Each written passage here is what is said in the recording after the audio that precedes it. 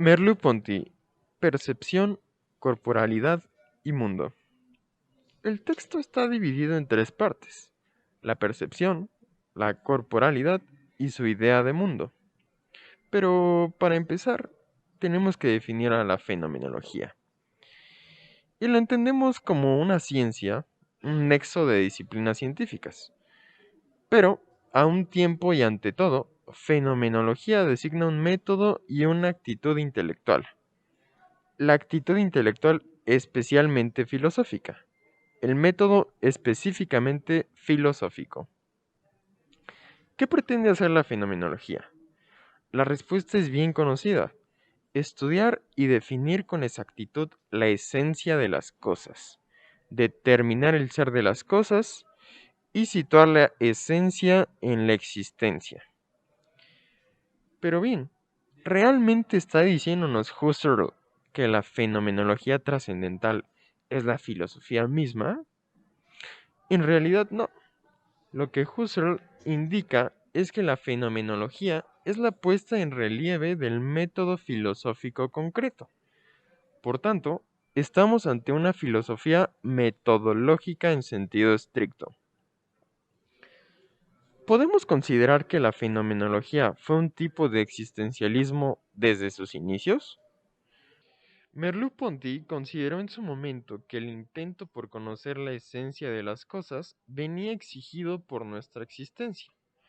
Todo esto aparte de la idea de separar el reino de las esencias del mundo.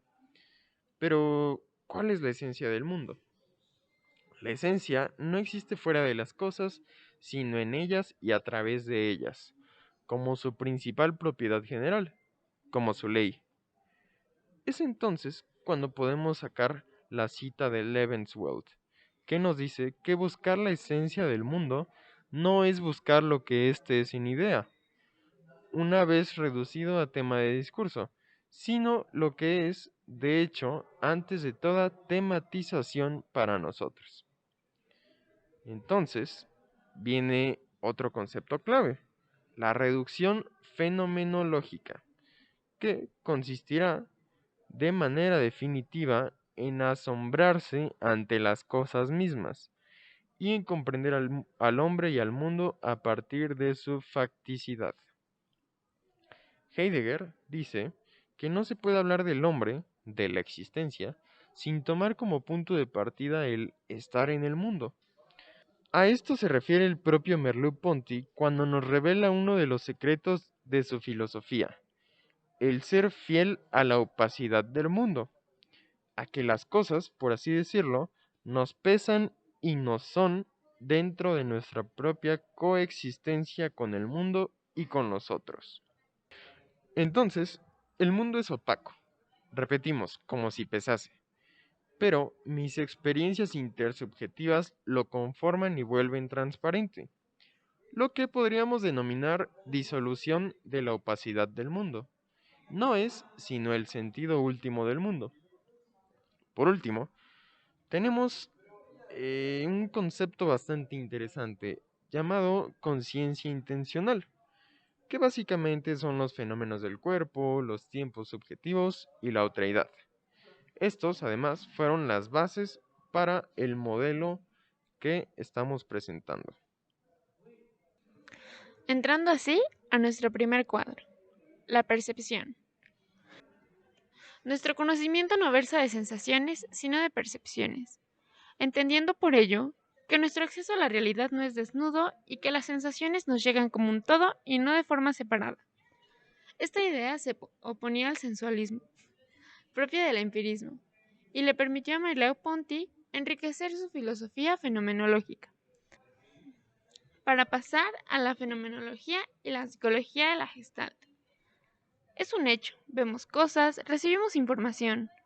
Merleau-Ponty nos propone contemplar estas dos figuras típicas de la psicología de la Gestalt. En la primera figura vemos dos líneas rectas paralelas de igual tamaño, y en la segunda figura volvemos a ver esas dos líneas, pero ahora acotadas en sus extremos, de modo que la de abajo parece más larga que la de arriba. En rigor, así es como vemos. Los términos de nuestra observación se perciben en el seno de un fondo o una figura. que serían las líneas rectas. Encontramos una relación como la del fenómeno phi con el cine. El fenómeno phi nos demuestra que la animación y el cine son posibles gracias a esta limitación de nuestra percepción visual. Debido a esta peculiaridad de nuestra visión, experimentamos un espectáculo falseado por nuestros sentidos. El horizonte de la percepción. Este horizonte de sentido presente en toda percepción permite que un aspecto de la cosa nos lleve a otro, porque de la misma manera que los aspectos que vemos en un momento dado apuntan siempre a otros aspectos por venir y así sucesivamente. Así, dice Merleau-Ponty que el conocimiento se presenta como un sistema de situaciones en donde una impresión anuncia a otras impresiones, sin nunca dar razón de ellas, en donde las palabras dejan esperar unas sensaciones como deja el ocaso esperar la noche. La significación de lo percibido no es más que una constelación de imágenes que empiezan a reaparecer sin razón alguna. El significado de lo percibido no es el resultado de una asociación.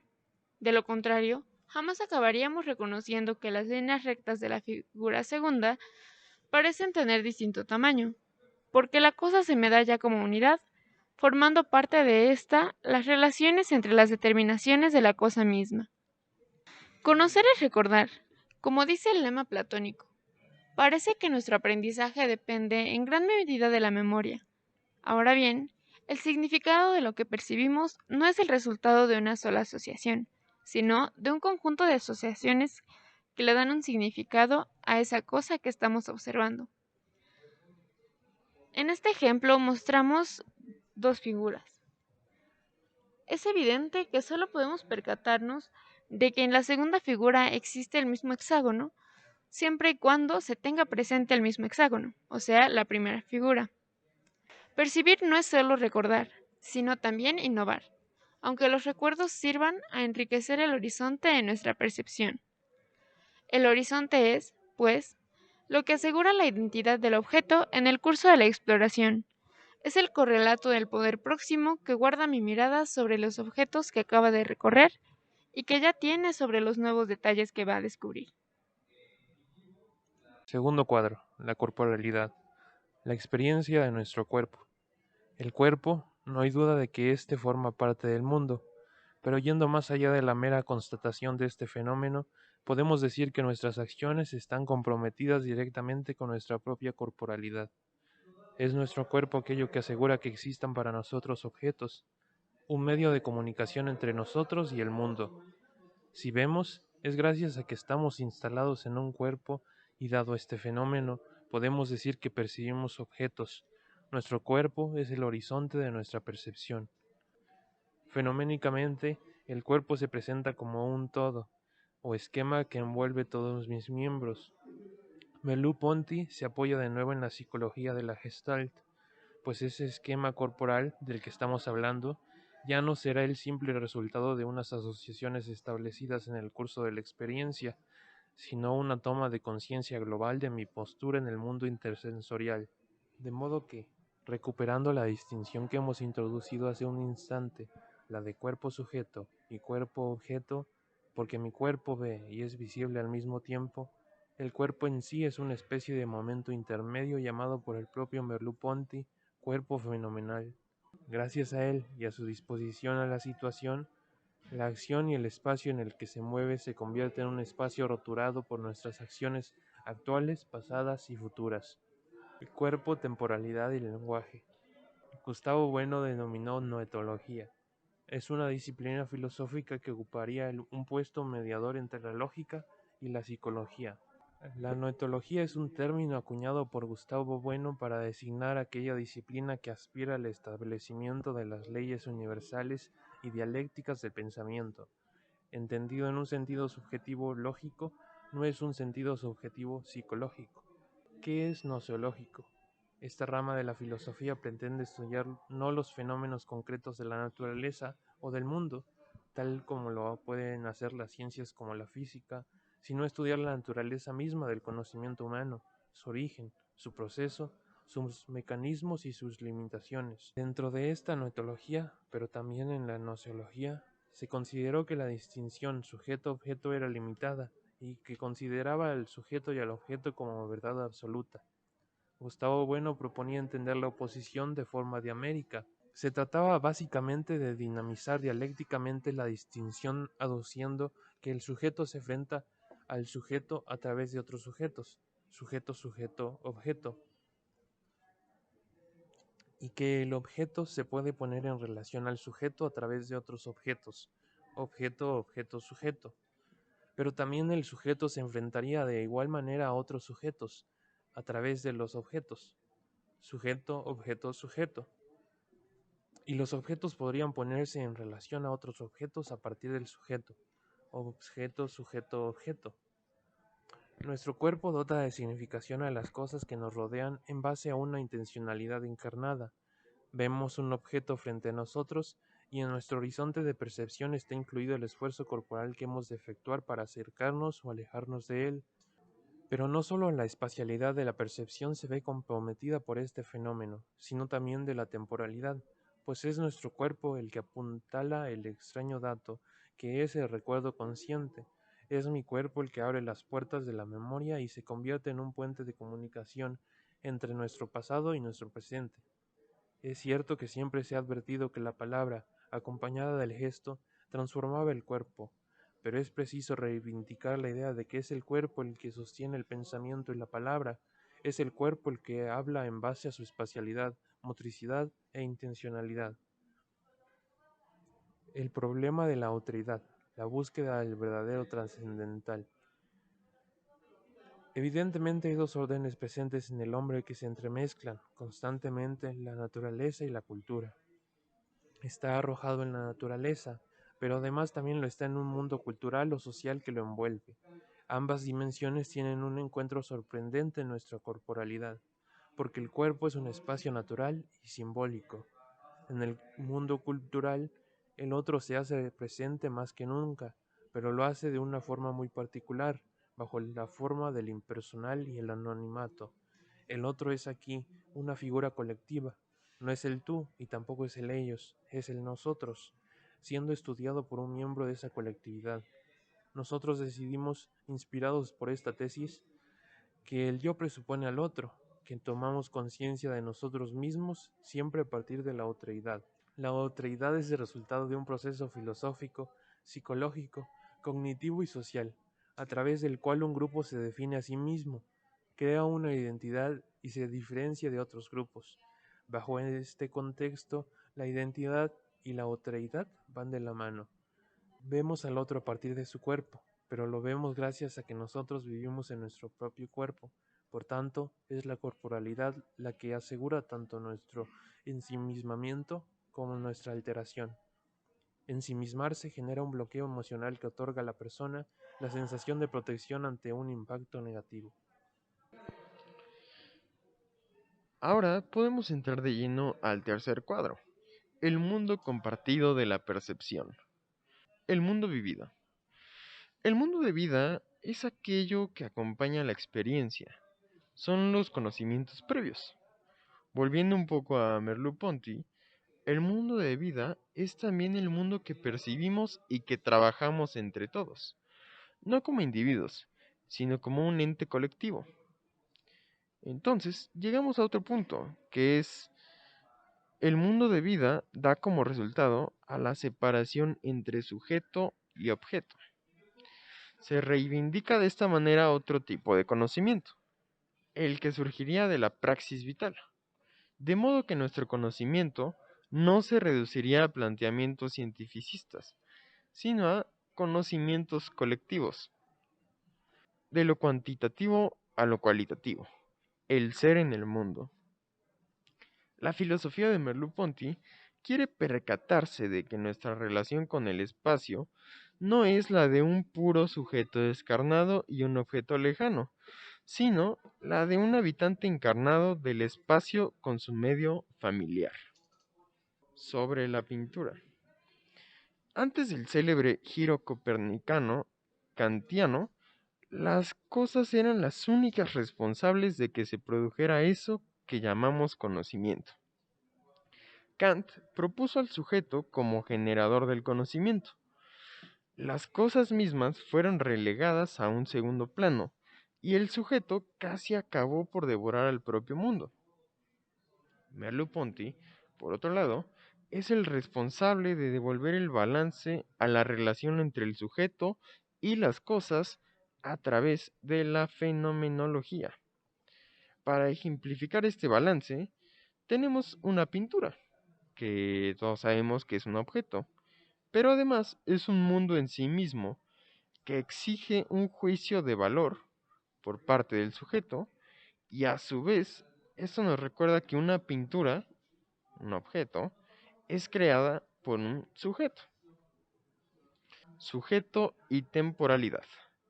El significado del tiempo, su importancia, ha de ponerse en relación con nuestras nociones de sujeto y mundo. El tiempo no es el tránsito del pasado al presente y del presente al futuro. Para Merleau-Ponty, únicamente para el sujeto hay tiempo, mientras que para el mundo y las cosas mismas solo hay presente eterno. El tiempo entonces nace en base a la relación que nosotros efectuamos con las cosas. Es pues algo relativo a nuestra posición y nuestro campo de presencia. El pasado es un todavía no y el futuro un ya no. Son retenciones y protenciones respectivamente. Entonces, ahora podemos entrar a nuestro ejemplo. En esencia, la línea superior representa el transcurrir del tiempo, pero este ahora es relativo a la posición existencial del sujeto. Las líneas perpendiculares verticales representan cortaduras en el tiempo, por ejemplo, los recuerdos, pero en esta ocasión arrastran la idea de vivencia fáctica, acontecimientos sucedidos en el pasado o que están por venir. Después vienen las líneas diagonales descendentes, ya sean del presente o del futuro, invaden al ámbito del pasado una y otra vez, de modo que las tres dimensiones temporales se mezclan entre sí constantemente y llegan a conformar un todo fenoménico. Fenomenología de la fenomenología. La fenomenología entonces no es comprobable, solo evalúa y critica el conocimiento. No se puede llegar a una verdad absoluta, es simplemente una puesta en duda. Si entendemos la filosofía, la fenomenología trascendental, como una crítica del conocimiento y no como un tipo de conocimiento directo al modo de las ciencias, lo primero que realiza la fenomenología es una puesta entre paréntesis de los juicios científicos, o más concretamente de la actitud natural. Esta crítica del conocimiento comienza considerando al mundo como una entidad problemática. Cuando realizamos esta crítica, volvemos a la conciencia intencional, que no se refiere a sí misma, sino a las cosas tal y como en ellas se dan, a los fenómenos mismos dados a través de los campos iléticos, materiales. Es entonces lo que conocemos como reducción fenomenológica. Reducir toda la realidad a la condición de fenómeno. Se distinguen entonces dos niveles en la conciencia, el polo noético y el noemático, la objetualidad y la subjetualidad, entendida no psicológicamente, sino lógicamente. El polo noético se refiere a la permanente correlación entre los actos de la conciencia, por ejemplo, percibir, recordar, etc. O sea, todo esto sucede después de una conceptualización del objeto. El polo noemático, al contrario, se refiere a lo característico de la intuición, al objeto tal y como aparece en los actos de conciencia, como si fuera nuestra primera impresión. Citando a Aristóteles, podemos decir una frase muy interesante que nos dice: desde luego hay que comenzar por las cosas cognoscibles, pero estas son de dos clases, cognoscibles para nosotros y en sentido absoluto, por lo que quizá debemos comenzar por las cosas conocidas para nosotros, porque el principio es el qué, y si éste quedara suficientemente claro, no hará ninguna falta el por qué. Y una persona así ya tiene o podría captar fácilmente los principios. Husserl distingue entonces la conciencia actual de la conciencia potencial. Vistas las cosas desde la primera, desde el acto mismo de percibir, sentir, temer, etc., la preexistencia del mundo material no tiene ningún tipo de importancia. Pero, vistas desde la potencialidad de la conciencia, o sea, el ir a las cosas mismas, por no poner ejemplos de otra índole, presupone la existencia material de las cosas, que se me dan mediadas por distintos horizontes de aprehensión. Emmanuel Levinas expresa esta idea diciendo: el objeto que perdemos de vista no desaparece de la conciencia, sino que se ofrece bajo su forma potencial, como objeto de una conciencia actual posible. Para ejemplificar, podemos decir una tarea importante. A esta la convertiríamos en nuestro objeto potencial, porque le estamos dando un enfoque, le estamos dando atención. Entonces, un objeto en forma no potencial serían las demás tareas, porque tú sabes que existen. Sin embargo, no les das el mismo enfoque e importancia que en la forma potencial. Entendemos, pues, la fenomenología se basa en el descripcionismo o empirismo trascendental que accede a la realidad de las cosas, que le suministra la percepción, acompañada de un horizonte donde la cosa se me da. La percepción de una cosa es su percepción en un campo visual. Dice Husserl, requiere de un esfuerzo colectivo. En este contexto, los cosujetos de esta experiencia son ellos mismos, para mí, y cada uno de ellos es un horizonte abierto e infinito de hombres que posiblemente se encuentran y que entonces entran en una conexión actual conmigo y entre sí. No podemos quedarnos en la subjetividad individual, ser es muestra de otro ser.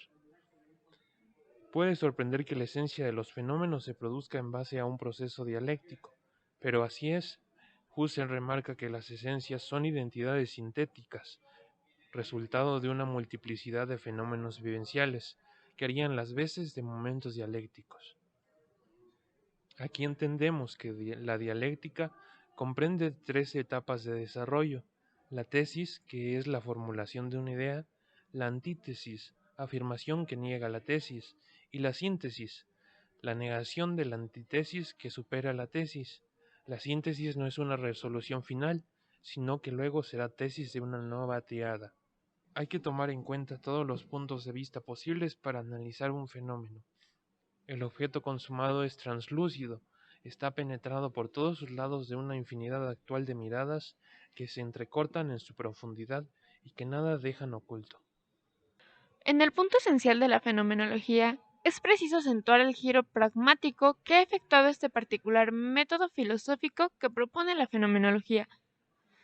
En este rumbo existencial que hemos tratado de caracterizar desde el inicio, cobra mucha más fuerza al menos en 2 sentidos. El sentido A. En el caso de Merleau-Ponty y su corporalización de la existencia y la conciencia humanas, la perspectiva conlleva más que nunca un matiz de movilidad o acción imposible de obviar. Por ejemplo, al inicio de la lectura ya teníamos una noción de lo que es la perspectiva. Con el discurso de Merleau, llegamos a entender el concepto de existencia y conciencia a través de su corporalización. Para tener una perspectiva hay que tener en cuenta la dupla conciencia-cuerpo. El segundo matiz de movilidad es, al volver sobre el mundo de la vida y reconocer la otreidad, la suma de perspectivas ya no se diría tanto en la conciencia individual, sino en la acción conjunta o compartida. Dicho al modo de Husserl, en el vivir los unos con los otros. El papel que ocupa ahora la conciencia es simultáneo al de la propia acción. Por ejemplo, al darnos cuenta de que nuestra conciencia individual es moldeada por una conciencia colectiva, es decir, los que nos rodean, nuestros actos van encaminados a la acción conjunta. Podemos decir que, con la fenomenología, estamos ante una filosofía que, desde esta fuerza conceptual, tiende constantemente a proponer ejemplos u objetos de análisis conocidos por todos nosotros, objetos con los cuales ya estamos familiarizados, pero se trata precisamente de eso, de atender a lo cotidiano, a lo que damos por hecho.